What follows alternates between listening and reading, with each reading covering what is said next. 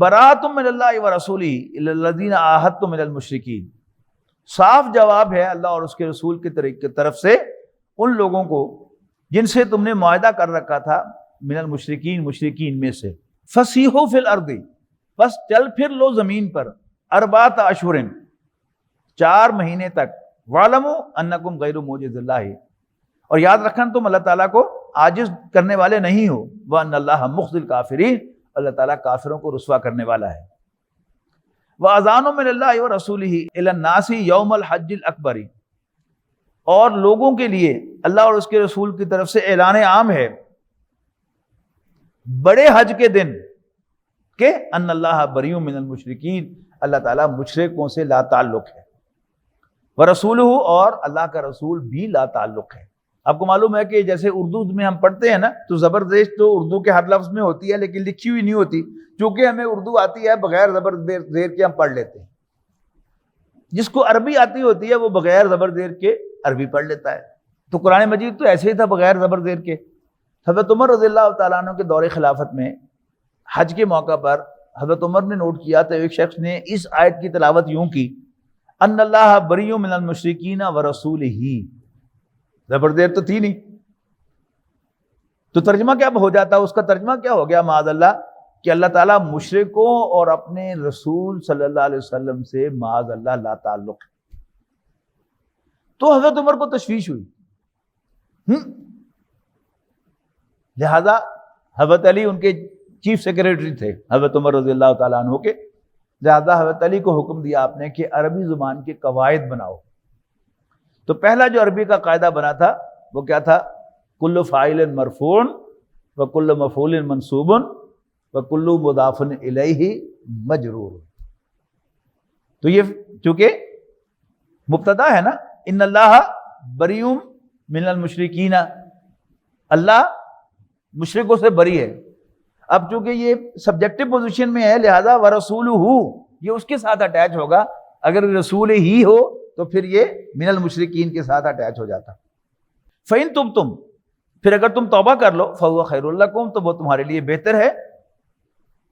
وَإِن تَوَلَّيْتُمْ، اور اگر تم منہ پھیرو گے، فَاعْلَمُوا أَنَّكُمْ غَيْرُ مُعْجِزِ اللَّهِ، تو جان رکھنا کہ تم اللہ تعالیٰ کو عاجز نہیں کر سکو گے۔ وَبَشِّرِ الَّذِينَ كَفَرُوا، اور کافروں کو خوشخبری سناؤ بے عذاب علیم، ایک دردناک عذاب کی۔ الا الذین عاہدتم من المشرکین، سوائے ان مشرکوں کے جن سے تم نے معاہدہ کیا ہے۔ ثم لم ينقصوکم، پھر انہوں نے تمہارے ساتھ اس معاہدے کی پاسداری میں کوئی کمی نہیں کی، شیئن کچھ بھی۔ ولم یظاہروا علیکم، اور نہ ہی وہ تمہارے خلاف کسی کی مدد کرتے ہیں، احدن کسی کی بھی، فاتموا علیہم عہدہم، تو ان کے ساتھ کیے ہوئے معاہدے کو پورا کرو، الی مدتہم، ان کی مدت تک، ان اللہ یحب المتقین، بے شک اللہ تعالیٰ اللہ سے ڈرنے والوں کو پسند فرماتا ہے۔ فاذا انسلخ الاشہر الحرم، پھر جب حرمت والے مہینے گزر جائیں، فاقتلوا المشرکین حیث وجدتموہم، تو پھر مشرکوں کو قتل کرو جہاں انہیں پاؤ، وخذوہم، ان کو پکڑو، واحصروہم، ان کو گھیرو، وقعدوا لہم کل مرصد، اور ہر جگہ ان کی گھات میں بیٹھو، ان ایمبش۔ فَإِن تَابُوا وَأَقَامُوا الصَّلَاةَ، پھر اگر وہ توبہ کر لیں اور نماز قائم کریں، وَآتُوا الزَّکَاةَ، اور زکوٰۃ ادا کریں، فَخَلُّوا سَبِیلَهُمْ، تو ان کا راستہ چھوڑ دو، ان اللہ غفور الرحیم، بے شک اللہ تعالیٰ بخشنے والا رحم فرمانے والا ہے۔ وَإِنْ أَحَدٌ مِّنَ الْمُشْرِكِينَ اسْتَجَارَكَ فَأَجِرْهُ حَتَّىٰ يَسْمَعَ كَلَامَ اللَّهِ ثُمَّ أَبْلِغْهُ مَأْمَنَهُ، اور اگر کوئی مشرکوں میں سے چاہے تم سے پناہ مانگے تو اس کو پناہ دو یہاں تک کہ وہ اللہ کا کلام سنے، اور پھر یعنی اس کو دین پورا سمجھا جانے کے بعد پھر بندوق نہ تان لو، اسے پڑھ کلمہ ہو، اس کو واپس اس کی امن کی جگہ پر پہنچاؤ، then let him decide there کہ اس نے اسلام قبول کرنا ہے کہ نہیں کرنا۔ یعنی کسی کو زبردستی اسلام قبول کرنے پر مجبور نہیں کیا جا سکتا۔ ہاں جب اسلام غالب ہونے کا مطلب کیا ہے، اسلام غالب ہو گیا کہ حکمرانی اللہ تعالیٰ کی قائم ہو، لیکن اس میں غیر مسلم بھی ذمہ بن کر رہ سکتے ہیں کہ اسلامی ریاست کا اصل شہری تو مسلمان ہے، لیکن غیر مسلم اپنی سیکیورٹی کو پے کر دے، ذمہ بن جائے کہ اسلامی ریاست اس کا ذمہ لے لے، تو پھر وہاں پر وہ رہ سکتا ہے، اور اس کو پر زبردستی نہیں کی جائے گی کہ وہ اسلام انڈیویجولی قبول کرے۔ ذالک بانہم قوم لا یعلمون، یہ اس لیے کہ یہ بے علم لوگ ہیں، ناسمجھ لوگ ہیں۔ یہ بات میں سمجھا دوں کہ یہ کب ہوا نبی اکرم صلی اللہ علیہ وسلم نے مکہ مکرمہ کو فتح کیا سن 8 ہجری رمضان میں. تو کیلنڈر کو ذرا ساتھ ساتھ ذہن میں رکھا کریں، بڑی آسانی سے سیرت سمجھ میں آ جاتی. اب رمضان میں مکہ فتح ہوا، لیکن نبی اکرم صلی اللہ علیہ وسلم نے بڑی حکمت کا ثبوت دیتے ہوئے حج کے نظام کو نہیں چھیڑا، اس لیے کہ حج تو سر پہ تھا. لہذا مسلمانوں نے اور مشرکین نے اکٹھے حج کیا، لیکن انتظام حج کا مشرکین کے پاس تھا. اگلے سال یعنی 9 ہجری کا حج، نبی اکرم صلی اللہ علیہ وسلم نے حج کا انتظام اپنے ہاتھ میں لے لیا، لیکن اس سال آپ نے حج نہیں فرمایا. حضرت ابوبکر رضی اللہ تعالی عنہ کو آفیشیل ڈیلیگیشن کا سربراہ بنا کر، امیر حج بنا کر بھیجا مکہ مکرمہ. ان کی روانگی کے بعد پیچھے سے یہ آیات نازل ہو گئی. اب یہ پروکلیمیشن پڑھ کے سنانا تھا حج کے موقع پر، یعنی بڑے حج کے دن. لہذا حضرت علی رضی اللہ تعالیٰ عنہ کو آپ نے پیچھے سے بھیجا. جب وہ مسلمانوں کے قافلے کے ساتھ پہنچے اور بتایا کہ اللہ کے رسول نے بھیجا ہے، تو حضرت ابوبکر نے پہلا سوال پوچھا، امیر او مامور، کہ کیا آپ نے مجھے معزول کر کے تمہیں امیر حج بنا دیا ہے، یا تم میرے ماتحت یہاں پر جو ہے وہ حج ادا کرو گے؟ اس نے کہا جی مامور، میں آپ کے ماتحت ہوں، صرف میرے یہ اسائنمنٹ یہ ہے کہ حضور صلی اللہ علیہ وسلم کے داماد یا چھوٹے بھائی کی حیثیت سے میں یہ پروکلیمیشن پڑھ کر سناؤں حج کے موقع پر. اب کیا تھا کہ پوری طرح دین واضح ہو گیا، دین غالب ہو گیا، کیونکہ نبی اکرم صلی اللہ علیہ وسلم عرب تھے، آپ کی زبان عربی تھی، قرآن مجید عربی زبان میں ہے. لہذا اہل عرب کو اب کفر کے ساتھ اس سرزمین کے اندر رہنے کی اجازت نہیں. ان کو 3 آپشن دیے گئے. نمبر 1، اسلام قبول کر لو تو تم ایکول سٹیزن ہو.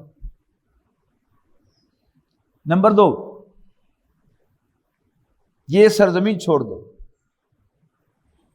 اور یہ دونوں نہیں تو پھر لڑنے کے لیے تیار ہو جاؤ. یعنی جیسے سن 5 نبوی میں صحابہ کرام نے ہجرت کی سی حبشہ کی طرف. اب جو ضدی قسم کے لوگ تھے انہوں نے کہا کہ نہیں، اسلام قبول کرنا ہے. ان میں ابو جہل کا بیٹا اکرمہ بن ابو جہل بھی تھا. لہذا وہ بھی کشتی پہ سوار ہوا ہجرت کرنے کے لیے کہ میں چلا جاؤں افریقہ. ذہن میں نقشہ ہے نا کہ بحیرہ احمر جو ہے اس کے ادھر سعودی عرب ہے اور ادھر افریقہ حبشہ. کشتی میں بیٹھا، عین جب بیچ سمندر کے پہنچی تو طوفان آ گیا، اور ملا نے کہا کہ ایسے موقع پر صرف ایک خدا کو پکارا جاتا ہے، تو لہذا سب صرف اللہ کو پکاریں، کسی بت کا نام یہاں پر نہ لیں. اس نے سوچا کہ یہی تو محمد کہہ رہے ہیں صلی اللہ علیہ وسلم. لہذا بہرحال اس وقت اس نے اللہ کو پکارا اور پھر واپس آ کر نبی اکرم صلی اللہ علیہ وسلم کی خدمت میں حاضر ہو کر کلمہ پڑھ لیا، مسلمان ہو گیا. تو یہ 3 آپشن تھے. اب یہ وہی یہاں پر آپ کے سامنے آئیں گے. کیف یکون للمشرکین عہد عند اللہ و عند رسولہ الا الذین عاہدتم عند المسجد الحرام. آخر کیسے ہو سکتا ہے ان مشرکوں کے لیے کوئی عہد اللہ کے ہاں اور اس کے رسول کے ہاں، مگر وہ جنہوں نے عہد کیا تھا آپ سے مسجد حرام کے پاس. فمستقاموا لکم، پھر اگر وہ اپنے عہد کو پورا کریں تمہارے لیے، فاستقیموا لہم، تو تم بھی ان کے ساتھ کیے ہوئے عہد کو پورا کرو. ان اللہ یحب المتقین، بے شک اللہ تعالیٰ متقیوں سے پیار کرتا ہے. کیف وَإِن یظہروا علیکم لا یرقبوا فیکم الا ولا ذمہ، کیسے قائم رہ سکتا ہے ان سے عہد، جبکہ ان کا حال یہ ہے کہ اگر غالب آ جائیں تم پر تو وہ نہیں لحاظ رکھیں گے تمہارے کسی معاملے میں، کسی قرابت داری کا یا کسی معاہدے کا. یردونکم بافواہہم، وہ اپنی زبانوں سے تمہیں خوش کرتے ہیں. وتابى قلوبہم، جبکہ دل اس سے انکاری ہوتے ہیں ان کے. واکثرہم فاسقون، اور ان کی اکثریت بد عہد ہے. اشتروا بآیات اللہ ثمنا قلیلا، یہ بیچ دیتے ہیں اللہ کی آیات کو حقیر معاوضے کے عوض. فصدوا عن سبیلہ، پھر روکنے لگے ہیں لوگوں کو اللہ کے راستے سے. انہم ساء ما کانوا یعملون، یقیناً یہ بہت بری حرکتیں کر رہے ہیں. لا یرقبون فی مومن الا ولا ذمہ، نہیں لحاظ رکھتے کسی مومن کے معاملے میں یہ قرابت داری یا معاہدے کا. وَأُولَٰئِكَ هُمُ الْمُعْتَدُونَ یہی حد سے بڑھنے والے ہیں. فَإِن تَابُوا وَأَقَامُوا الصَّلَاةَ پس اگر وہ توبہ کریں اور نماز قائم کریں، وَآتُوا الزَّكَاةَ اور زکوٰۃ قائم کریں، فَإِخْوَانُكُمْ فِي الدِّينِ تو وہ دین میں تمہارے بھائی ہیں. وَنُفَصِّلُ الْآيَاتِ لِقَوْمٍ يَعْلَمُونَ اور ہم سمجھنے والوں کے لیے ہی آیات کو واضح کرتے ہیں. وَإِن نَكَثُوا أَيْمَانَهُم مِّن بَعْدِ عَهْدِهِمْ اور اگر یہ اپنی قسمیں توڑ ڈالیں، مِّن بَعْدِ عَهْدِهِمْ معاہدہ کرنے کے بعد، وَطَعَنُوا فِي دِينِكُمْ اور تمہارے دین میں طعن کریں، فَقَاتِلُوا أَئِمَّةَ الْكُفْرِ تو کفر کے ان علمبرداروں کے ساتھ لڑو. انہم لا ایمان لہم ان کے ساتھ کوئی معاہدہ نہیں ہے. لعلہم ینتہون شاید کہ وہ اپنی حرکتوں سے باز آ جائیں. الا تقاتلون قوما نکثوا ایمانہم اے مسلمانوں کیا تم جنگ نہیں کرو گے ان لوگوں کے ساتھ جنہوں نے اپنے معاہدے توڑے ہیں، اپنی قسمیں توڑی ہیں. وہموا باخراج الرسول اور انہوں نے نبی اکرم صلی اللہ علیہ وسلم کو جلا وطن کرنے کا فیصلہ کیا ہے.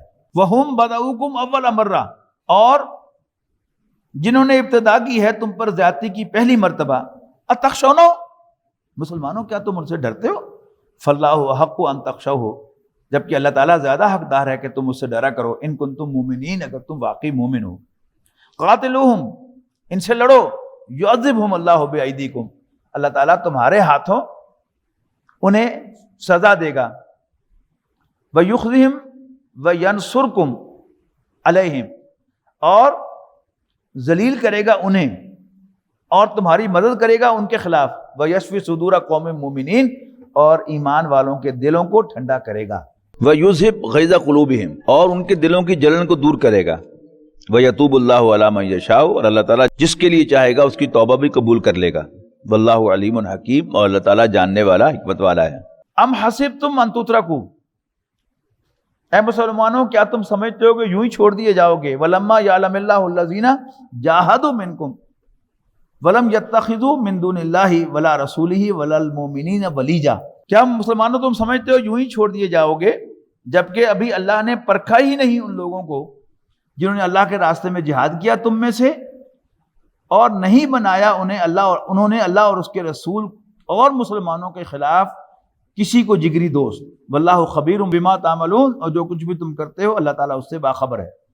ما کان للمشرکین ان یعمروا مساجد اللہ مشرکوں کو زیب نہیں دیتا کہ وہ اللہ کی مسجدیں تعمیر کریں، ان کو آباد کریں. شاہدین علی انفسہم بالکفر جبکہ وہ خود گواہی دے رہے ہوں اپنے بارے میں کفر کی. اولئک حبطت اعمالہم یہی وہ لوگ ہیں کہ جن کے سارے اعمال ضائع ہو جائیں گے. وفی النار ہم خالدون اور وہ آگ میں ہمیشہ رہیں گے. انما یامر مساجد اللہ یقیناً اللہ کی مسجدیں تو وہ آباد کرتے ہیں من آمن باللہ والیوم الآخر جو اللہ اور آخرت کے دن پر ایمان رکھتے ہیں. واقام الصلاۃ وآتی الزکاۃ اور نماز قائم کرتے ہیں اور زکوٰۃ ادا کرتے ہیں. ولم یخش الا اللہ اور اللہ کے سوا کسی سے نہیں ڈرتے. فعسیٰ اولئک ان یکونوا من المہتدین تو توقع ہے کہ وہ ہدایت یافتہ لوگوں میں شامل ہو جائیں گے، مراد پانے والوں میں سے. اجعلتم سقایۃ الحاج و عمارت المسجد الحرام یہ بھی ایک کامن سا پرابلم ہے کہ جو نیکیاں ہوتی ہیں کافروں کی ان سے مسلمان بھی امپریس ہونے لگتے ہیں. مثلا یہ عام آپ کے زبان سے سنے ہوں گے کہ اور اس کو باقاعدہ پروموٹ بھی کیا جاتا ہے. مدر ٹریسا کو آؤٹ آف دی وے کیا گیا، بہت زیادہ ہائی لائٹ کیا گیا. اسی طرح یعنی ہم دیکھتے ہیں کہ ہمارے ملک میں ہندوؤں کے جو ٹرسٹ ہیں، سر گنگا رام ہاسپٹل، اسی طرح بڑے بڑے ٹرسٹ ہیں. اب یہ ان کو ذہن میں رکھیں گے کہ وہ یہ نیکی کے کام بھی کر رہے ہیں، حاجیوں کو پانی پلا رہے ہیں اور ان کے خیمے لگا رہے ہیں، حاجیوں کی خدمت کر رہے ہیں. اچھا یہ حاجیوں کی خدمت ہے یہ عربوں کی ٹریڈیشن. جن لوگوں نے حج کیا ہے انہیں یاد ہوگا کہ آپ عرفات سے برار نکلتے ہیں اپنے کیمپس سے باہر تو آپ کو ایک بڑا ٹرالا کھڑا ہوا نظر آتا ہے کہ جہاں فوڈ پیک جو ہے وہ مل رہا ہے. ادھر ایک کھڑا ہوا ہے جو پھل تقسیم کر رہے ہیں، ادھر ہے جو جوس کے پیکٹ جو ہیں وہ لوگوں کو فری بانٹ رہے ہیں. تو یہ ان کی ٹریڈیشن ہے. لیکن یہ سب جو نیکی کے کام ہیں یہ جب کفر سے ضرب کھائیں گے تو سب زیرو ہو جائے گا. جیسے میتھمیٹکس میں بڑی سے بڑی فگر جب صفر سے ضرب کھاتی ہے تو وہ صفر ہو جاتی ہے. اجعلتم سقایت الحاج، کیا تم سمجھتے ہو حاجیوں کو پانی پلانا، و عمارت المسجد الحرام، اور مسجد حرام کو آباد کرنا. یعنی اب جو سعودی حکومت ہے وہ حرمین پر اتنا پیسہ خرچ کرتی ہے کہ انسان اشش کر اٹھتا ہے. ایسا انتظام، پانی کا انتظام، زمزم کا انتظام، اور وہ طواف جو ٹھنڈا ہے اس پر پتھر ایسا لگایا ہے انہوں نے، اور اس کے نیچے سے پانی جو ہے انہوں نے لگایا ہے کہ وہ گرم نہ لگے. تصور کیجیے جب یہ ٹھنڈا پتھر نہیں تھا تو پھر طواف جو ہے دھوپ میں کرتے ہوئے کیسی طبیعت صاف ہوتی ہوگی. تو یہ ساری چیزیں دیکھ کر انسان کو سمجھ یار بڑے نیک لوگ ہیں. تو اجعلتم سقایت الحاج و عمارت المسجد الحرام کمن آمن باللہ والیوم الآخر، کیا حاجیوں کو پانی پلانا اور مسجد حرام کو آباد کرنا اس کے برابر ہے کہ کوئی اللہ پر اور یوم آخر پر ایمان لائے اور اللہ کے راستے میں جہاد کرے؟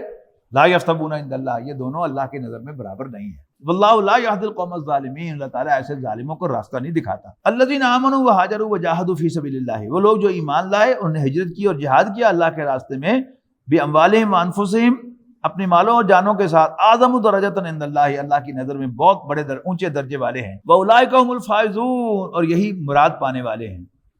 یبشرہم ربہم برحمت منہ، خوشخبری دیتا ہے اللہ تعالیٰ ان کو، ان کا رب انہیں اپنی رحمت کی، ورضوان، اور خوشنودی کی، وجنات لہم فیہا نعیم مقیم، اور ایسے باغات کی جن کے لیے ان کی سدا رہنے والی دائمی نعمتیں ہیں. خالدین فیہا ابدا، وہ ان میں ہمیشہ ہمیشہ رہیں گے. ان اللہ عندہ اجر عظیم، بے شک اللہ تعالیٰ کے پاس بہت بڑا اجر ہے. یا ایھا الذین آمنوا لا تتخذوا آباءکم واخوانکم اولیاء ان استحبوا الکفر علی الایمان، اے ایمان والو مت بناؤ اپنے آباء و اجداد، اپنے بھائیوں کو دوست، ان استحبوا الکفر علی الایمان، اگر انہوں نے کفر کو ایمان کے مقابلے میں زیادہ عزیز سمجھا ہے. بڑی سخت آیت ہے، عمل کرنا آسان نہیں ہے اس پر.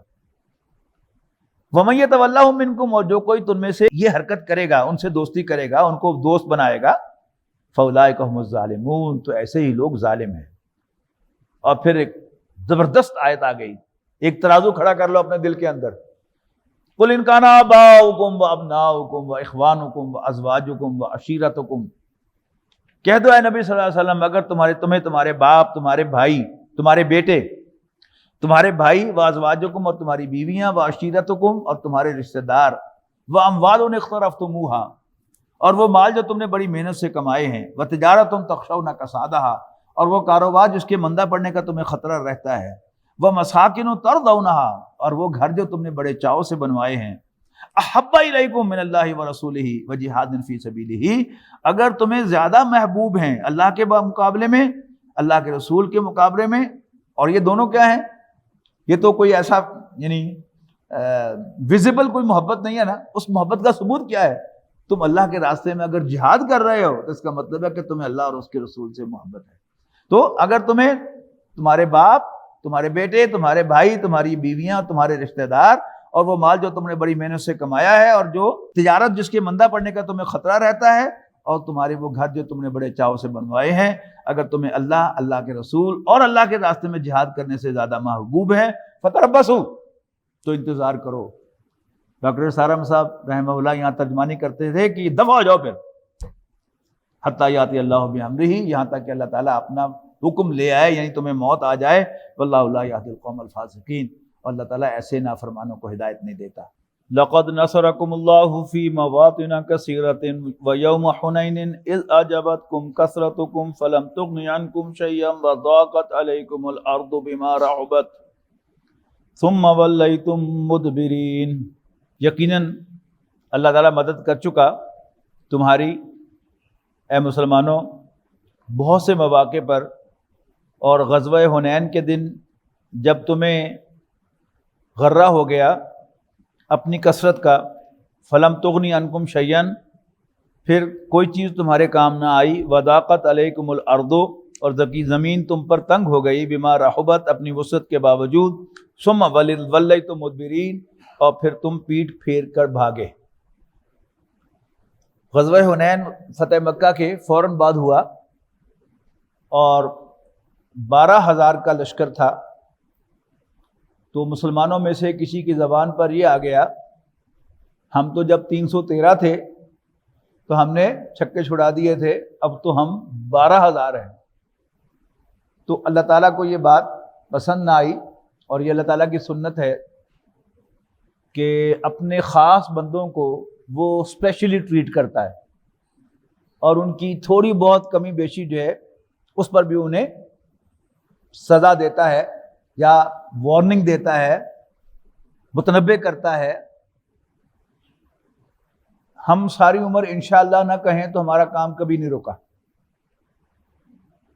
نبی اکرم صلی اللہ علیہ وسلم نے ایک مرتبہ انشاءاللہ کہا نہیں تھا، مجھے یقین ہے کہ دل میں تھا، پھر بھی 15 دن تک وہی نہیں آئی، اور آئی تو ان الفاظ میں کہ کبھی نہ کہو کہ میں یہ کام کل کروں گا مگر اس شرط کے ساتھ کہ اگر اللہ نے چاہا. تو اللہ کے رسول تو بار ان کا مقام بہت اونچا ہے، صحابہ بھی کم نہیں، لہذا کسی صحابی کی زبان پر یہ بات آ جانا یہ اللہ تعالیٰ کو ناپسند ہوئی. لہذا یعنی وہ جو قبیلہ تھا جس کے ساتھ مقابلہ تھا یہ بڑے ماہر تیر انداز تھے، اور ایک جگہ وہ چھپ کر بیٹھے ہوئے تھے، بڑی اسٹریٹجک پوزیشن تھی، اور مسلمانوں کا لشکر جا رہا تھا. ان کا خیال تھا کہ ابھی جنگ جا کر ہونی ہے، لیکن راستے ہی میں جب تیروں کی بچھاڑ کی انہوں نے تو مسلمانوں کے پاؤں اکھڑ گئے اور وہ پیٹ پھیر کر بھاگے. اب یہ اس کا ذکر ہے. ثم ولیتم مدبرین، پھر تم پیٹ پھیر کر بھاگے. ثم انزل اللہ سکینتہ علی رسولہ، پھر اللہ تعالیٰ نے اپنے پیغمبر صلی اللہ علیہ وسلم پر سکینت نازل فرمائی، وعلی المؤمنین، اور مومنوں پر، وانزل جنودا، اور ایسے لشکر بھیجے، لم تروہا، جن کو تم نہیں دیکھتے تھے، وعذب الذین کفروا، اور کافروں کو سزا دی، وذالک جزاء الکافرین، اور کافروں کی یہی سزا ہے.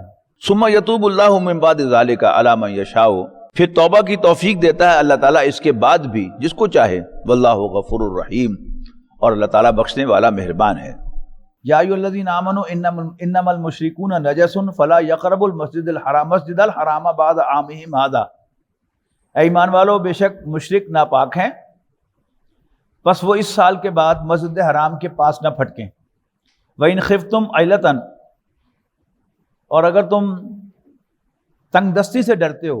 مراد کیا ہے کہ آج بھی دنیا میں سب سے بڑا اجتماع جو ہے وہ مکہ مکرمہ میں ہوتا ہے حج کے موقع پر، اور اس میں جو ٹرن آؤٹ ہے بزنس کا اس کا کوئی اندازہ ہی نہیں کیا جا سکتا کہ جب لاکھوں افراد ایک جگہ پہنچ جائیں تو وہاں بہت بڑی بزنس ایکٹیویٹی ہوتی ہے. اچھا، اب پچھلے 2 سالوں میں حج پر پابندی لگ گئی کورونا کی وجہ سے. تو میں سمجھتا ہوں کہ دنیا کے کسی اور خطے کا کوئی نقصان ہوا کہ نہیں ہوا، سب سے زیادہ نقصان سعودی عرب کا ہوا. یعنی صرف کھجوروں کو لے لیں، مدینہ منورہ میں اگتی ہے نا، اور ہر حاجی یا ہر معتمر عمرہ کرنے والا کم سے کم 5 کلو کھجوریں لے کے آتا ہے، اور 10-20 کلو بھی لے کے آتے ہیں. تو صرف آپ کھجور کا حساب لگائیں تو کھجور کے کھاتے میں مدینہ منورہ کے جو باغات کے مالک تھے ان کو کتنا نقصان ہوا. پھر باقی کھانا پینا، سارے لاجسٹکس اور ہوٹلز مکہ مکرمہ میں، مدینہ منورہ میں، ان کے چارجز، پھر ان کے ہر وقت بھرے ہوئے اس کو دیکھیں اور خالی پڑے ہیں تو کتنا نقصان ہوا. اسی طرح اگر مشرکوں کو اس سال کے بعد حج کی اجازت نہیں ہوگی تو بزنس ایکٹیویٹی متاثر ہوگی اور معاشی تنگی آئے گی. یہ وہ ہے کہ وَإِنْ خِفْتُمْ عَيْلَةً، اگر تمہیں تنگ دستی کا ڈر ہے، فَسَوْفَ يُغْنِيكُمُ اللَّهُ مِنْ فَضْلِهِ إِنْ شَاءَ، اگر اللہ چاہے گا تو اس کے بعد تمہیں غنی کر دے گا. ان اللہ علیم حکیم، بے شک اللہ تعالیٰ جاننے والا حکمت والا ہے. قاتل الذین لا یؤمنون باللہ ولا بالیوم الآخر ولا یحرمون ما حرم اللہ ورسولہ، جنگ کرو ان لوگوں کے ساتھ جو ایمان نہیں رکھتے اللہ اور آخرت کے دن پر، اور نہ ان چیزوں کو حرام ٹھہراتے ہیں جن کو اللہ اور اس کے رسول نے حرام کیا ہے، ولا یدینون دین الحق، اور نہیں قبول کرتے دین حق کو، من الذین اوتوا الکتاب، اہل کتاب میں سے، حتی یؤتوا الجزیۃ عن ید وہم صاغرون، یہاں تک کہ وہ اپنے ہاتھوں سے جزیہ دیں اور چھوٹے بن کر رہیں، تب تو وہ یہاں پر رہ سکتے ہیں ورنہ نہیں رہ سکتے۔ یعنی جو عرب ہیں، عربی بولنے والے بنی اسماعیل میں سے، ان کو تو 3 آپشن دی گئی، ان کو 4 آپشن دی گئی کہ ایک آپشن یہ ہے کہ اسلام قبول کر لیں، دوسرا آپشن یہ ہے کہ پھر اسلام قبول نہیں کرنا چاہتے تو پھر یہاں رہ سکتے ہیں بشرطے کہ اپنے ہاتھوں سے ٹیکس ادا کریں، جزیہ دیں اور اپنی سیکیورٹی پرچیز کر لیں، ورنہ نکل جائیں۔ اور چوتھا وہی جو ان کو تیسرا آپشن تھا کہ پھر مقابلے میں لڑ کے معاملہ طے کر لو۔ وقالت الیہود عزیر ابن اللہ، اور یہودی کہتے ہیں کہ عزیر اللہ کے بیٹے تھے، عزیر علیہ السلام۔ وقالت النصارى المسیح ابن اللہ، اور عیسائی کہتے ہیں کہ مسیح عیسیٰ علیہ السلام اللہ کے بیٹے تھے۔ ذالک قولہم بافواہہم، یہ سب ان کی منہ کی باتیں ہیں۔ یضاہئون قول الذین کفروا من قبل، ریش کرتے ہیں یہ ان لوگوں کی باتوں کی جو کفر میں مبتلا تھے ان سے پہلے۔ قاتلہم اللہ، اللہ تعالیٰ انہیں غارت کرے، انا یوفکون، یہ کہاں سے دھوکہ کھا رہے ہیں، بدک رہے ہیں۔ اتخذوا احبارہم ورہبانہم اربابا من دون اللہ، انہوں نے بنا لیا ہے اپنے علماء اور اپنے صوفیوں کو اللہ کے مقابلے میں رب۔ والمسیح ابن مریم، اور مسیح ابن مریم کو، وما امروا الا لیعبدوا الہا واحدا، انہیں نہیں حکم دیا گیا تھا مگر ایک الہ کی بندگی کرنے کا، لا الہ الا ہو، اس کے سوا کوئی عبادت کے لائق نہیں ہے۔ سبحانہ اما یشرکون، وہ پاک ہے ان تمام مشرکانہ باتوں حرکتوں سے جو یہ کرتے ہیں۔ یریدون ان یطفئوا نور اللہ بافواہہم، یہ چاہتے ہیں کہ اللہ کے نور کو اپنی منہوں سے، یعنی منہ کی بھوکوں سے بجھا دیں۔ وَيَأْبَى اللَّهُ إِلَّا أَن يُتِمَّ نُورَهُ وَلَوْ كَرِهَ الْكَافِرُونَ، جبکہ اللہ تعالیٰ نہیں ماننے والا مگر یہ کہ اس کے نور کو مکمل کیا جائے، وَلَوْ كَرِهَ الْكَافِرُونَ، خواہ کافروں کو کتنا ہی برا لگے۔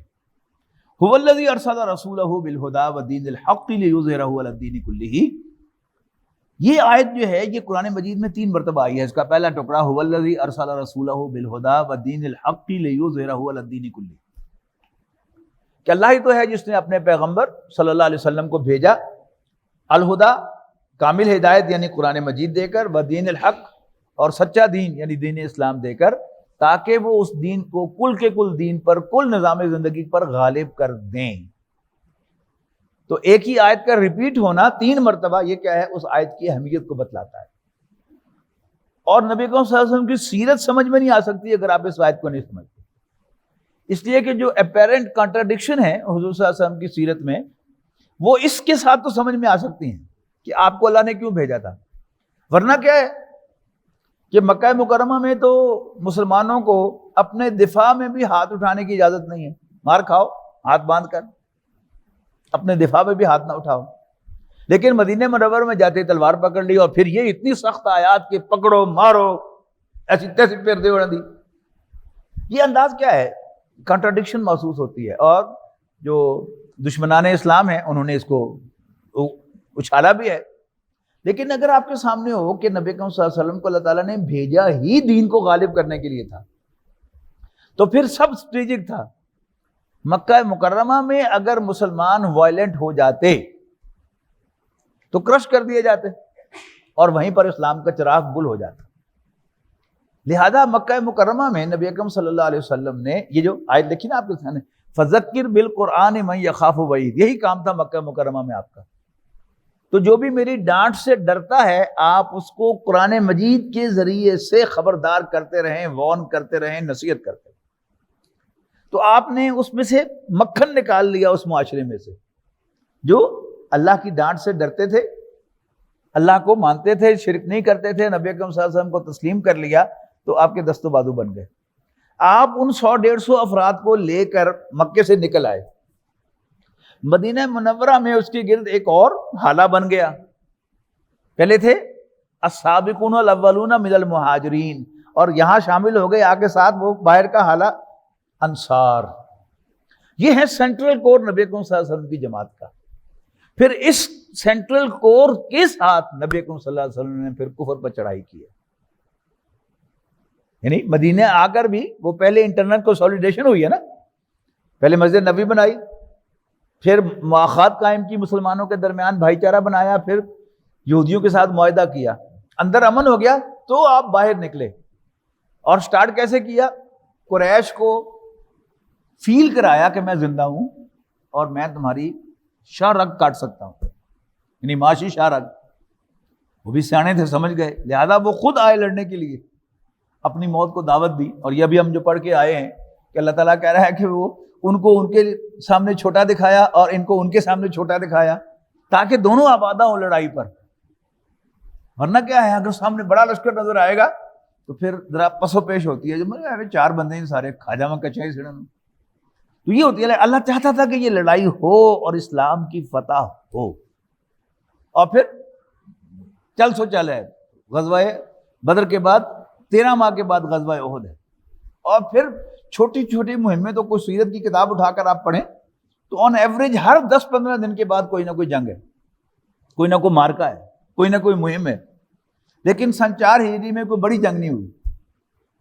پھر 5 ہجری میں غزوہ خندق ہوا ہے, وہ ہم جا کے سورہ احزاب میں پڑھیں گے. اس کا نام بھی سورہ احزاب ہے, حزب کہتے ہیں گروہ کو, احزاب الائز, یعنی قریش غزوہ بدر میں اور غزوہ احد میں خود آئے تھے, لیکن غزوہ احزاب میں پورے عرب کے قبائل کو ساتھ ملا کر اپنے الائز کو لے کے آئے تھے. جیسے امریکہ افغانستان میں اپنے الائز کے ساتھ آیا تھا, نیٹو کے ساتھ, اور ہم بھی ان کے الائی بن گئے.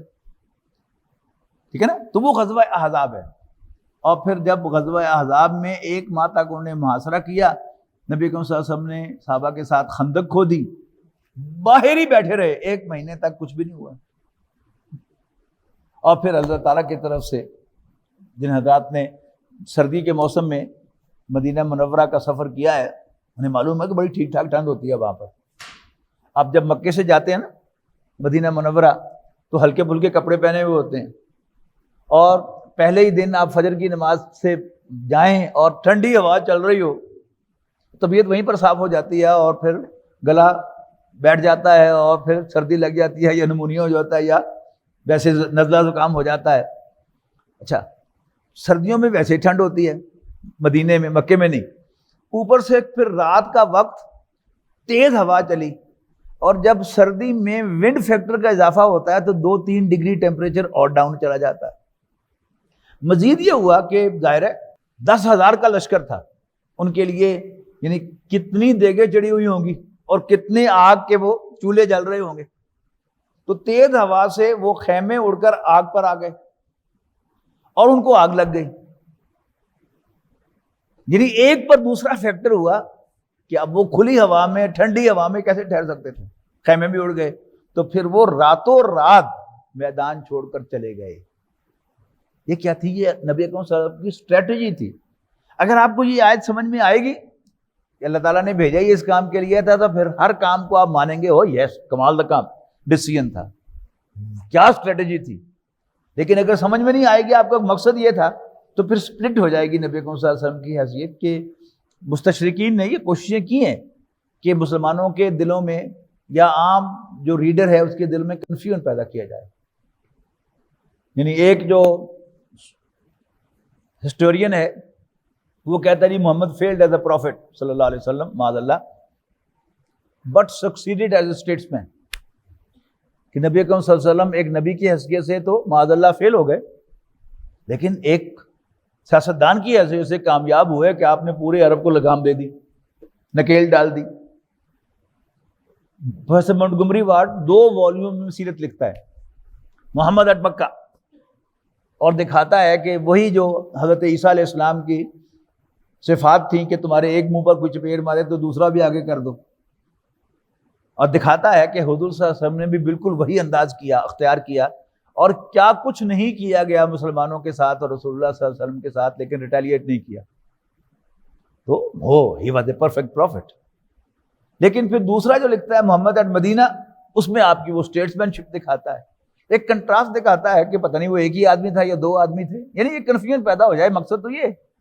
لیکن اگر آپ کے سامنے یہ آیت ہو هو الذی ارسل رسولہ بالہدی ودین الحق، اللہ ہی تو ہے جس نے بھیجا اپنے پیغمبر صلی اللہ علیہ وسلم کو قرآن مجید اور دین اسلام دے کر، لیظہرہ علی الدین کلہ، تاکہ وہ اس کو غالب کر دیں کل کے کل دین پر، کل نظام زندگی پر، ولو کرہ المشرکون، خواہ یہ بات مشرکوں کو کتنی بری لگے۔ یا ایھا الذین آمنوا ان کثیرا من الاحبار والرہبان لیاکلون اموال الناس بالباطل، اے ایمان والو یقیناً بہت سے علماء اور صوفی لوگوں کا مال کھاتے ہیں ناحق، ویصدون عن سبیل اللہ، دیر بائی اللہ کے راستے سے روکتے ہیں۔ یعنی ایک آدمی جو اللہ والا بننا چاہتا ہے، اللہ کا قرب چاہتا ہے، تو جو علماء اور صوفیہ کا کام کیا ہے کہ اسے اللہ کے ساتھ جوڑیں۔ وہ خود بیچ میں آ جاتے ہیں کہ تم ہماری خدمت کرو، ہمیں نذرانے پیش کرو، ہم تمہاری درخواستیں اللہ تعالیٰ کے پاس پہنچائیں گے، تم کیوں خالق و مخلوق میں حائل رہے پردے، پیران کلیسا سے اٹھا دیں۔ اب یہ جو دکانداری ہے یہ یہودیت میں آئے تب بھی بری، عیسائیوں میں آئے تب بھی بری، اور اگر مسلمانوں میں آئے تو بھی اس سے زیادہ بری۔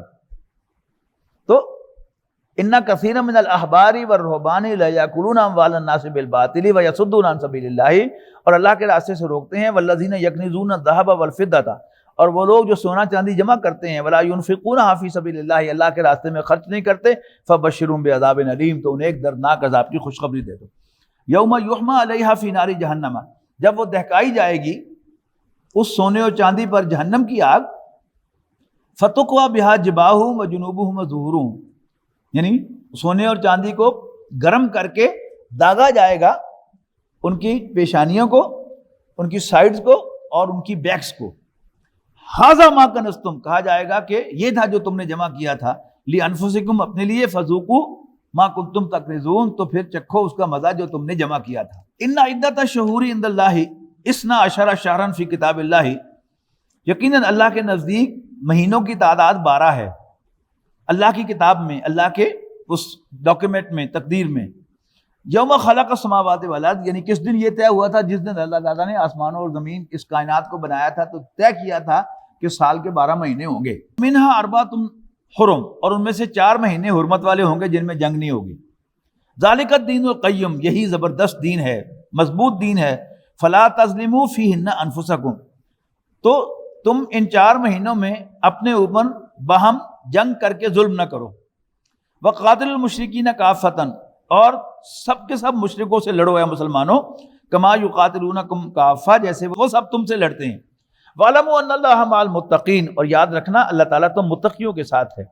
انما النسیء زیادۃ فی الکفر، نسی کیا تھا کہ یہ قریش کیا کرتے تھے کہ حرمت والے مہینوں کو آگے پیچھے کرتے رہتے تھے، یعنی محرم سے نیا سال شروع ہوتا تھا تو طے کرتے تھے کہ اس دفعہ پہلا مہینہ سفر کا ہوگا، دوسرا مہینہ محرم کا ہوگا، یعنی کیونکہ محرم حرمت والا مہینہ ہے، لہذا اس کو شفٹ کر دیتے کہ اس میں ہم نے یہ جنگ کرنی ہے اور فلانے سے لڑنا ہے، فلانے سے پنگا لینا ہے، لہذا اس کو شفٹ کر لیتے تھے۔ تو جب آخری حج نبی اکرم صلی اللہ علیہ وسلم نے کیا ہے تو اس وقت نبی اکرم صلی اللہ علیہ وسلم نے اعلان فرمایا تھا کہ یہ حج جو ہے یہ صحیح اس وقت پر ہو رہا ہے جس پر اللہ تعالیٰ نے آسمانوں اور زمین کو قائم کیا تھا، اور اس کے مطابق یہ ذی الحج ہی کا مہینہ ہے اور یہ صحیح ہو رہا ہے۔ اور میں وہ ساری نسی جو ہے اس کو ختم کرنے کا اعلان کرتا ہوں کہ اب یہی کیلنڈر جو ہے وہ چلے گا، اور 1400 سال سے الحمدللہ اس میں کوئی تبدیلی نہیں آئی۔ انما النسیء زیادۃ فی الکفر، بے شک مہینوں کا آگے پیچھے کرنا یہ کفر میں اضافہ کرنا ہے۔ یضل بہ الذین کفروا، گمراہ کیے جاتے ہیں اس سے کافر۔ یحلونہ عامن، وہ کسی سال کسی مہینے کو حلال کر لیتے ہیں، ویحرمونہ عامن، اور کسی سال کسی مہینے کو حرام کر لیتے ہیں۔ لیواطئوا، تاکہ پوری کر لیں، عدۃ ما حرم اللہ، گنتی ان مہینوں کی جو اللہ نے حرام کیے ہیں۔ فیحلوا ما حرم اللہ، اور حلال کر لیں اس جس کو اللہ نے حرام کیا ہو۔ زین لہم سوء اعمالہم، پرکشش بنائے گئے ہیں ان کے لیے ان کے برے اعمال۔ واللہ لا یہدی القوم الکافرین، اللہ تعالیٰ ایسے کافروں کو راستہ نہیں دکھاتا۔ یا ایھا الذین آمنوا ما لکم اذا قیل لکم انفروا فی سبیل اللہ اثاقلتم الی الارض۔ اب یہ بہت اہم حصہ آ رہا ہے کہ نبی اکرم صلی اللہ علیہ وسلم نے آخری جو بڑا مارکہ کیا ہے وہ تبوک کا مارکہ ہے، کہ نبی اکرم صلی اللہ علیہ وسلم نے رومن امپائر کو جا کر چیلنج کیا. پہلے ایک دستہ جو آپ نے بھیجا تھا اس میں ایک کے بعد دوسرے کمانڈر شہید ہوتے رہے. بالآخر حضرت خالد ابن ولید نے کمانڈ سنبھالی اور وہ کسی طرح سے فوجیوں کو نکال کر واپس لے آئے. اب نبی اکرم صلی اللہ علیہ وسلم نے جا کر خود حملہ کیا، یعنی جو شام کی رومن امپائر کی سرحد تھی اس پر جا کر ڈیرا لگایا 30,000 صحابہ کے ساتھ. یہ غزوہ تبوک کہلاتا ہے. اچھا، اب ہوا کیا کہ جیسے پنجاب کی ایک وہ مثل مشہور ہے نا کہ واڈیاں دنج مرندی ویل نہیں ہوتی. شدید گرمی کا موسم تھا اور لمبا سفر تھا مدینے سے لے کر تبوک تک. اچھا، مزید کیا کہ کھجور کا پھل جو ہے وہ تیار تھا اور اگر وہ اتارا نہ جائے تو ضائع ہو جانا تھا. اور بہت بڑا امتحان تھا مسلمانوں کے لیے، اور یہ واحد موقع تھا. یعنی غزوہ بدر، غزوہ احد، غزوہ خندق، صلح حدیبیہ، یہ سب کہیں گے والنٹیئر سفر ہے سارے. آپ نے فرمایا کہ بھائی جانا ہے تو صحابہ کرام اپنے شوق سے آئے، لیکن یہ واقعی پہلا اور آخری موقع تھا کہ جب نبی اکرم صلی اللہ علیہ وسلم نے ہر مسلمان پر اس جنگ میں نکلنا فرض کر دیا. اچھا، اب جو منافق تھے انہوں نے ہیلے بہانے ڈھونڈے اور کسی نے کوئی بہانہ آ کر نبی صلی اللہ علیہ وسلم کے سامنے لگایا. جو بھی بہانہ لے کے آتا آپ کہتے ہیں اچھا چلو ٹھیک ہے، اچھا چل بیٹھا رہا، اچھا چل رہنے. ابھی اس کا تذکرہ شروع ہو رہا ہے. بڑا خوبصورت مقام ہے. جب قرآن اکیڈمی کا سنگ بنیاد رکھا تھا، انجمن خدام القرآن فیصل آباد کا سالانہ اجلاس تھا، تو محترم سرپرست ڈاکٹر اسرار احمد صاحب خود تشریف لائے تھے اور یہ باہر پتھر لگا ہوا ہے اس کو انہوں نے نصب کیا تھا. یہ سنگ بنیاد تھا قرآن اکیڈمی کا.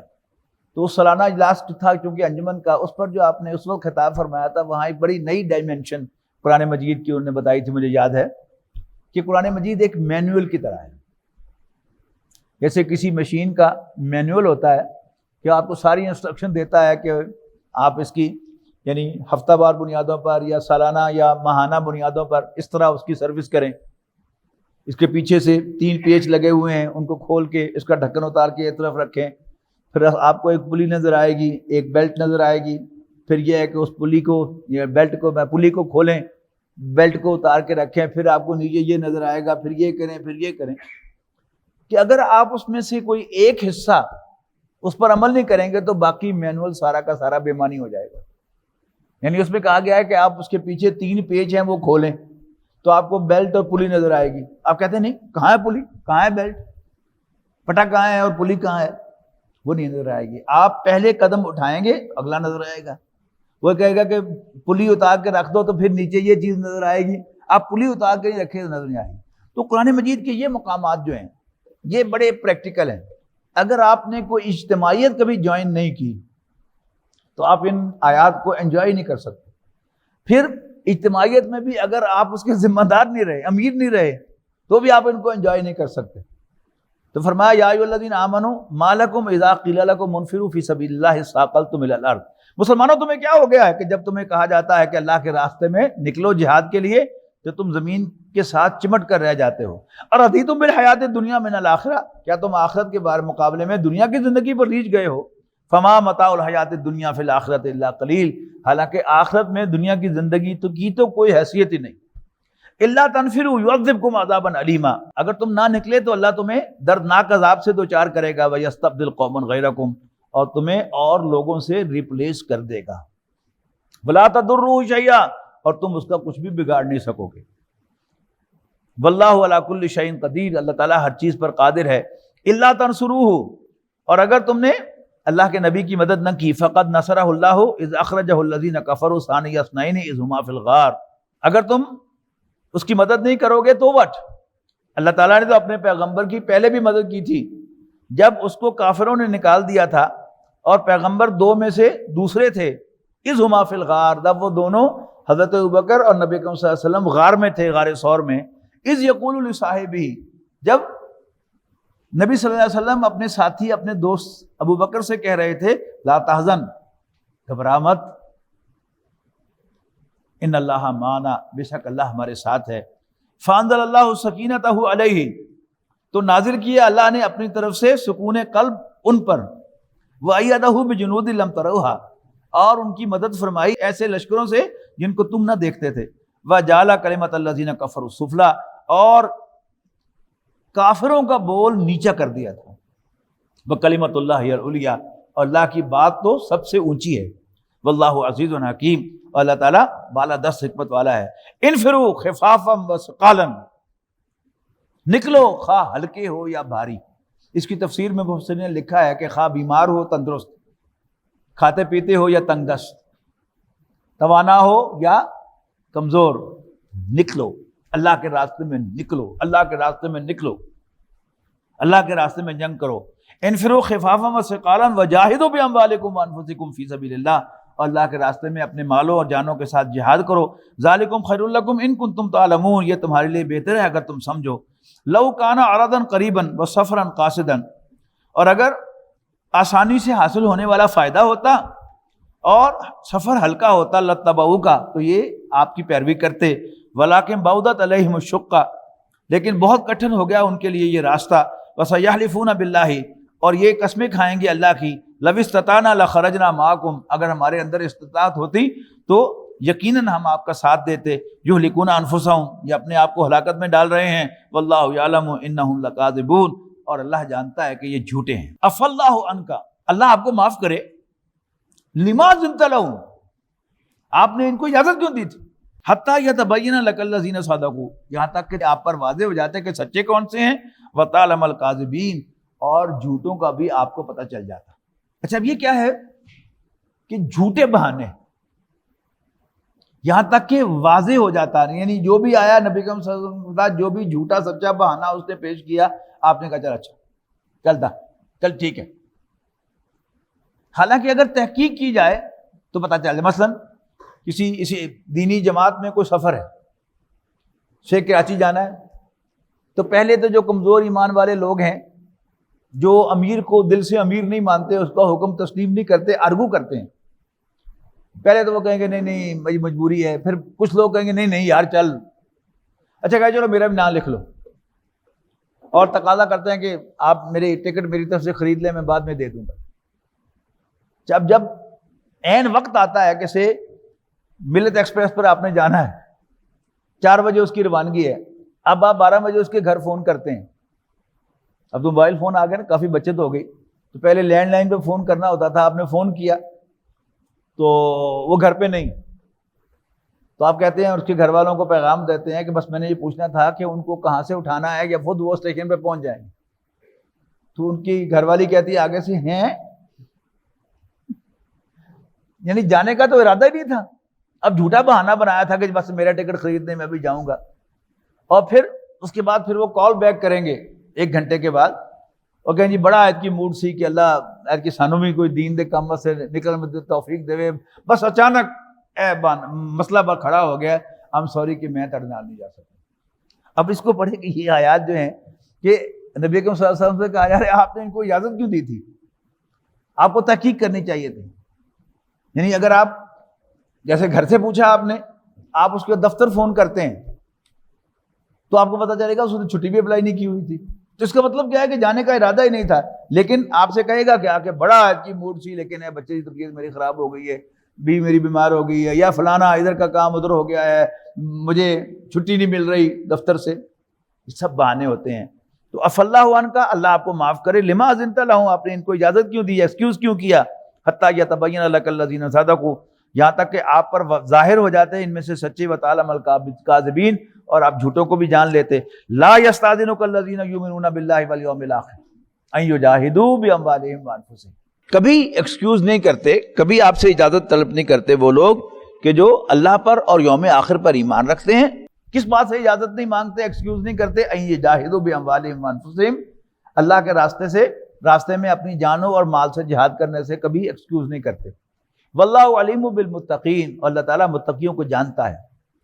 انما یستاذ، اسی وہی بات اب دوسری طرف سے اتنا ایمفیسس ہے، انما یستاذنک الذین لا یؤمنون باللہ والیوم الاخر، بے شک آپ سے اجازت تو وہی طلب کرتے ہیں کہ جو اللہ اور آخرت کے دن پر ایمان نہیں رکھتے، ورتابت قلوبہم، اور ان کے دلوں میں شک نے ڈیرے ڈال رکھے ہیں، فہم فی ریبہم یترددون، اور وہ اسی شک میں متردد ہو گئے۔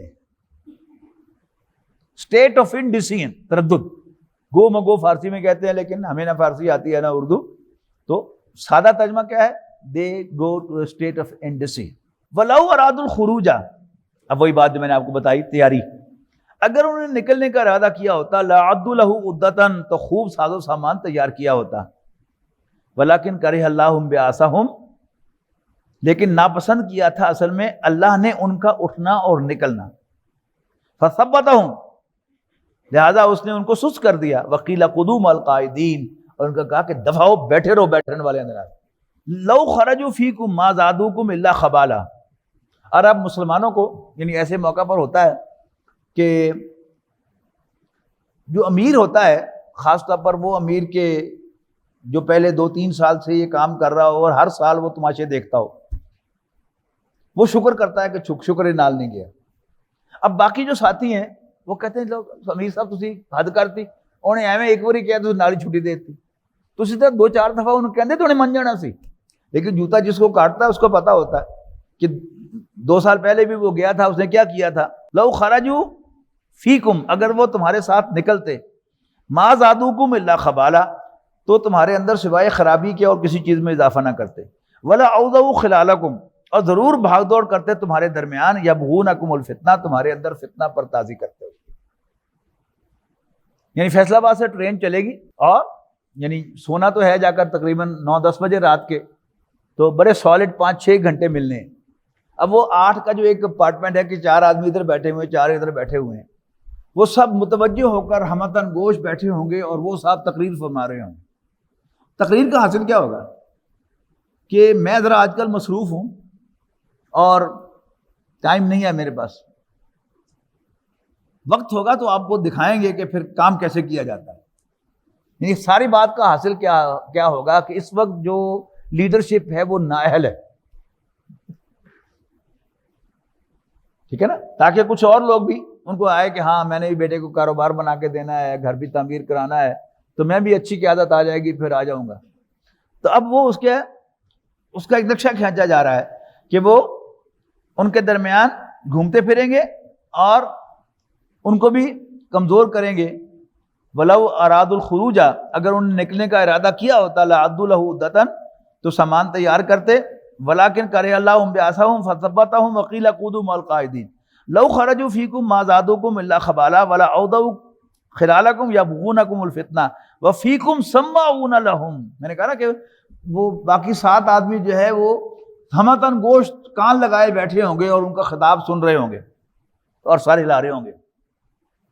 واللہ علیم بالظالمین، اللہ تعالیٰ ظالموں کو خوب جانتا ہے. لقد ابتغوا الفتنہ، یہ 2 سال پہلے والی بات جو میں نے کہی نا کہ یقیناً کوششیں کی تھی انہوں نے فتنہ پردازی کی پہلے بھی، من قبل وقلبوا لك الامور، لیکن الٹ پلٹ کر دیا تمہارے معاملات کو انہوں نے، حتی جاء الحق، یہاں تک کہ حق آ گیا، سچ آ گیا، وظہر امر اللہ، اور اللہ کی بات غالب ہو گئی، وہم کارہون، انہیں ناپسند ہوئی. ومنہم من یقول اذن لی ولا تفتنی. جد ابن قیس ایک شخص تھا منافق، اس نے آ کر بڑا تقوی کوٹڈ بہانہ بنایا نبی کریم صلی اللہ علیہ وسلم کے سامنے. اس نے کہا اللہ کے رسول آپ جا رہے ہیں شام، اور شامی عورتیں بڑی خوبصورت ہوتی ہیں، آپ کو پتہ ہی ہے کہ میں ذرا کچھ حسن پرست قسم کا آدمی واقع ہوا ہوں، مجھے تو ایکسکیوز ہی کر دے کہ میں کہیں وہاں کسی فتنے میں مبتلا نہ ہو جاؤں، جنت لینے کدھر جنت لے کے نہ آ جاؤں. اب اس پر اللہ تعالیٰ کا تبصرہ بڑا زبردست ہے. وَمِنْهُمْ مَن يَقُولُ اِذْنَ لِي وَلَا تَفْتِنِّي. اور لوگوں میں سے کچھ، ان میں سے کچھ ایسا بھی ہے ایک شخص کہ جو کہتا ہے کہ مجھے تو ایکسکیوز کر دیجیے اور مجھے فتنے میں نہ ڈالیے. الا فی الفتنۃ سقطوا، اور کیڑا فتنہ ہونا ہے، فتنے میں تو وہ گر چکے. وَإِنَّ جَهَنَّمَ لَمُحِيطَةٌ بِالْكَافِرِينَ، اور جہنم ایسے کافروں کا احاطہ کیے ہوئے ہیں.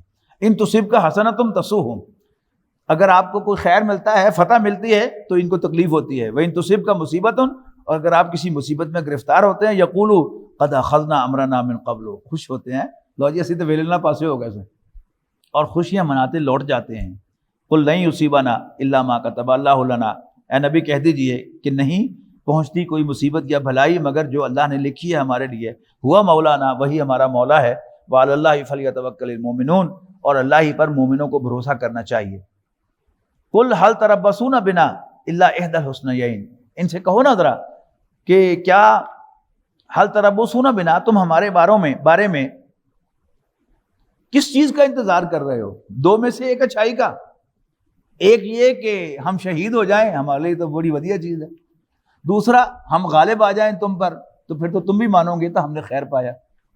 کہ حل تربصون بنا، کیا تم منتظر ہو ہمارے بارے میں، الا احدى الحسنیین، مگر دو میں سے ایک خیر کے، دو بھلائیوں میں سے، ونحن نتربص بکم، اور ہم بھی تمہارے بارے میں منتظر ہیں، کس بات کے؟ دو میں سے ایک کے، ان یصیبکم اللہ بعذاب من عنده، کہ اللہ اپنے پاس سے تمہیں عذاب دے گا، او بایدینا، یا ہمارے ہاتھوں پٹوائے گا، فتربصوا، تو کرو انتظار، انا معکم متربصون، ہم بھی تمہارے ساتھ انتظار کرتے ہیں۔ قل انفقوا طوعا او کرہا، کہہ دو خرچ کرو خوشی سے یا ناخوشی سے، لن یتقبل منکم، اللہ تم سے قبول نہیں کرے گا، انکم کنتم قوما فاسقین، یقیناً تم نافرمان لوگ ہو، باغی لوگ ہو۔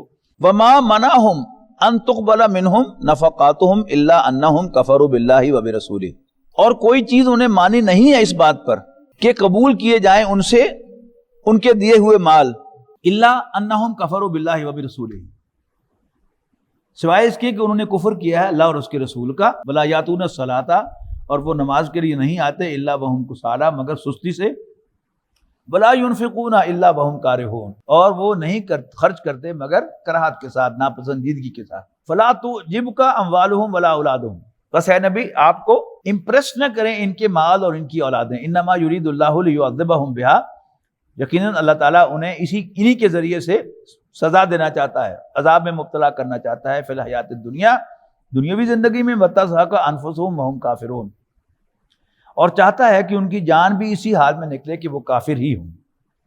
وَيَحْلِفُونَ بِاللَّهِ إِنَّهُمْ لَمِنْكُمْ، اور یہ اللہ کی قسمیں کھاتے ہیں کہ وہ تم میں سے ہیں، وَمَا هُمْ مِنْكُمْ، وہ تم میں سے نہیں ہیں، وَلَكِنَّهُمْ قَوْمٌ يَفْرَقُونَ، اصل میں یہ خوف زدہ لوگ ہیں۔ لَوْ يَجِدُونَ مَلْجَأً أَوْ مَغَارَاتٍ، اگر یہ پالیں کوئی جائے پناہ یا کوئی غار، او مدخلاً، یا گھس بیٹھنے کی جگہ، لَوَلَّوْا إِلَيْهِ وَهُمْ يَجْمَحُونَ، تو یہ رسیاں توڑا کر اس کی طرف بھاگ جائیں گے۔ وَمِنْهُمْ مَن يَلْمِزُكَ فِي الصَّدَقَاتِ، اور ان میں سے کچھ ہیں کہ جو صدقات کی تقسیم کے سلسلے میں آپ کو مورد الزام ٹھہراتے ہیں اے نبی صلی اللہ علیہ وسلم۔ فَإِنْ أُوتُوا مِنْهَا رَضُوا، اور اگر ان کو دے دیا جائے تو خوش ہو جاتے ہیں، وَإِن لَّمْ يُؤْتَوْا، اور نہ دیا جائے، مِنْهَا إِذَا هُمْ يَسْخَطُونَ، تو یہ بگڑنے لگتے ہیں۔ یہ کیا تھا کہ غزوہ حنین میں کیونکہ بہت مال غنیمت آیا، لائف سٹاک بہت زیادہ تھا، اونٹ، بھیڑ، بکریاں، تو جو نئے نئے مسلمان ہوئے تھے ان کو نبی اکرم صلی اللہ علیہ وسلم نے بہت سا لائف سٹاک دے دیا تاکہ وہ راضی ہو جائیں، اور پھر الٹیمیٹلی وہ دین کے خادم بنے، لیکن ابھی نئے نئے تھے، تو اس پر پھر منافقین کو موقع ملا کہ وہ شور مچائیں۔ انہوں نے کہا لو جی جدوں کڑتا سی اپنے آنے ادوں ساڈے کول آ کے پلان آنا اس سے، اور اب جب مال غنیمت آ گیا ہے تو پھر اپنے یاد آ گئے، یعنی حضور صلی اللہ علیہ وسلم پر انڈائریکٹلی یہ غلط تقسیم کا الزام تھا، اب اس کا جواب دیا جا رہا ہے۔ نبی اکرم صلی اللہ علیہ وسلم نے جب یہ وسپر سنی تو آپ نے ایک خیمہ لگوایا اور انصار کو اس میں جمع کیا، پھر فرمایا یا معاشر الانصار، اے انصاریو، اگر تم یہ کہو کہ میرے خاندان والوں نے مجھے نکال دیا تھا اور تم نے مجھے پناہ دی، میں کہوں گا تم سچ کہتے ہو۔ اگر تم یہ کہو کہ ہم لٹے پیٹے آئے تھے اور تم نے ہماری مدد کی تو میں کہوں گا کہ تم سچ کہتے ہو۔ اس طرح کی ایک دو باتیں کی، پھر ریورس کیا اس کو۔ اگر میں یہ کہوں کہ تم گمراہی میں ڈوبے ہوئے تھے، اللہ نے میرے ذریعے سے تمہیں ہدایت دی، تم کہو گے کہ میں سچ کہتا ہوں۔ تم ایک دوسرے کے دشمن تھے، اللہ تعالیٰ نے تمہیں میرے ذریعے سے بھائی بھائی بنا دیا، تم کہو گے کہ میں سچ کہتا ہوں۔ کیا تم اس پر راضی نہیں ہو کہ باقی لوگ تو بھیڑ بکریاں اور اونٹ لے کر گھروں کو جائیں اور تم محمد رسول اللہ کو ساتھ لے کر جاؤ؟ تو انصار کی چیخیں نکل گئیں، ردینا ردینا ردینا، ہم راضی ہیں، ہم راضی ہیں، یعنی ہمیں یہ سودا منظور ہے۔ اور نبی صلی اللہ علیہ وسلم نے بھی مکہ فتح ہونے کے بعد بھی صرف حج کے لیے گئے ہیں تو فوراً واپس آئے ہیں، اور آپ کا وصال مدینہ منورہ میں ہوا، اور یہ اہل مدینہ ہی کو سعادت حاصل ہوئی کہ نبی صلی اللہ علیہ وسلم ان کے شہر میں مدفون ہوئے۔ وَلَوْ أَنَّهُمْ رَضُوا مَا آتَاهُمُ اللَّهُ وَرَسُولُهُ، اگر وہ راضی ہوتے اس پر جو اللہ اور اس کے رسول انہیں عطا کرے. وقالوا حسبنا اللہ، اور کہتے کہ اللہ ہمارے لیے کافی ہے. سیؤتینا اللہ من فضلہ ورسولہ، ان قریب اللہ تعالیٰ اپنے فضل سے ہمیں عطا کرے گا اور پیغمبر بھی اپنی مہربانی سے ہمیں دیں گے. انا الی اللہ راغبون، ہم آخر کار اللہ ہی کی طرف جانے والے ہیں.